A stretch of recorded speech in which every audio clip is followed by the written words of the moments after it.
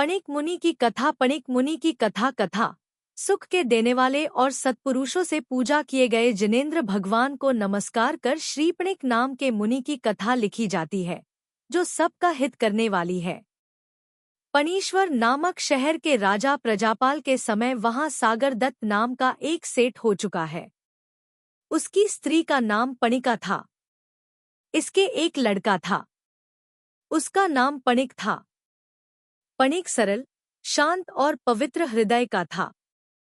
पाप कभी उसे छू भी न गया था। सदा अच्छे रास्ते पर चलना उसका कर्तव्य था। एक दिन वह भगवान के समव शरण में गया, जो कि रत्नों के तोरणों से बड़ी ही सुंदरता धारण किए हुए था और अपनी मानस्तंभादि शोभा से सबके चित्त को आनंदित करने वाला था। वहां उसने वर्धमान भगवान को गंधकुटी पर विराजे हुए देखा। भगवान की इस समय की शोभा अपूर्व और दर्शनीय थी। वे रत्न जड़े सोने के सिंहासन पर विराजे हुए थे। पूनम के चंद्रमा को शर्मिंदा करने वाले 3 छत्र उन पर शोभा दे रहे थे। मोतियों के हार के समान उज्ज्वल और दिव्य चवर उन पर ढुर रहे थे, एक साथ उदय हुए अनेक सूर्यों के तेज को जिनके शरीर की कांति दबाती थी।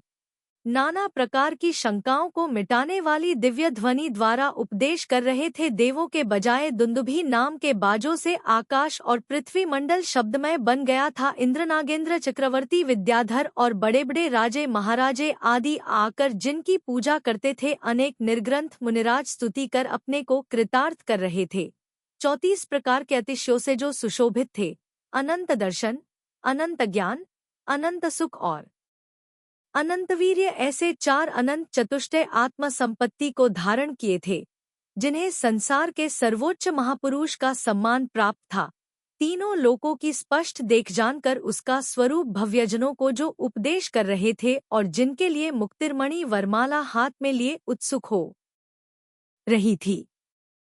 पणिक ने भगवान का ऐसा दिव्य स्वरूप देखकर उन्हें अपना सिर नवाया, उनकी स्तुति पूजा की, प्रदक्षिणा दी और बैठकर धर्मोपदेश सुना। अंत में उसने अपनी आयु बहुत थोड़ी जान पड़ी। ऐसी दशा में आत्महित करना बहुत आवश्यक समझ पणिक वहीं दीक्षा ले साधु हो गया। यहाँ से विहार कर अनेक देशों और नगरों में धर्मोपदेश करते हुए पणिक मुनि एक दिन गंगा किनारे आए। नदी पार होने के लिए ये एक नाव में बैठे। मल्लाह नाव खेए जा रहा था कि अचानक एक प्रलय की सी आंधी ने आकर नाव का खूब डगमगा दिया। उसमें पानी भर आया, नाव डूबने लगी। जब तक नाव डूबती है, पणिक मुनि ने अपने भावों को खूब उन्नत किया, यहाँ तक कि उन्हें उसी समय केवल ज्ञान हो गया और तुरंत ही वे अघातिया कर्मों का नाश कर मोक्ष चले गए। वे सेठ पणिक मुनि मुझे भी अविनाशी मोक्षलक्ष्मी दे। उन्होंने मेरुस्मान स्थिर रहकर कर्म शत्रुओं का नाश किया। सागर दत्त सेठ की स्त्री पणिका सेठानी के पुत्र पवित्रात्मा पणिक मुनि वर्धमान भगवान के दर्शन कर, जो कि मोक्ष के देने वाले हैं, और उनसे अपनी आयु बहुत ही थोड़ी जानकर संसार की सब मायामता छोड़ मुनि हो गए और अंत में कर्मों का नाश कर मोक्ष गए। वे मुझे भी सुखी करें।